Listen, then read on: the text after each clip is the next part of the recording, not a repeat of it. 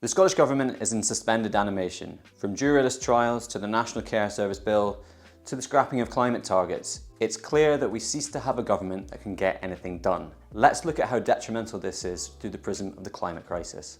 The Scottish Government has now officially scrapped its target of reducing emissions by 75% by 2030, replacing its yearly and interim targets with a series of 5-year carbon budgets. Now with the passing of the Climate Change Bill, the government has all but formally given up on serious decarbonisation, capitulating to the demands of fossil fuel and industry lobbyists. And yet, it still claims its target of reducing emissions by 2045 is achievable. But what has the government done that will actually achieve net zero? It invested £2 million in transition delaying carbon capture technology. It signed a £2 billion PFI deal to offset carbon emissions by large corporations in exchange for planting trees. It privatised Scotland's offshore wind assets through a capped auction in which oil and gas giants BP and Shell won 20% of the total energy capacity. It launched a natural capital market framework which essentially outlines how profit can be made out of carbon emissions and the existing natural environment. It outlines a green industrial strategy to support professional and financial services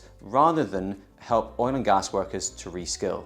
To top it all off, government ministers held at least 309 meetings with fossil fuel lobbyists in the 2 years after the 2021 Holyrood elections. And finally, they failed to provide a viable path forward for the 2,000 workers at Grangemouth who depend on Scotland's last oil refinery. Multiple reports this year have highlighted stark warnings for humanity as we continue down this climate-wrecking course. 25 out of Earth's 35 vital signs were recorded worse than ever, with carbon sinks like rainforests failing to absorb humanity's carbon footprint.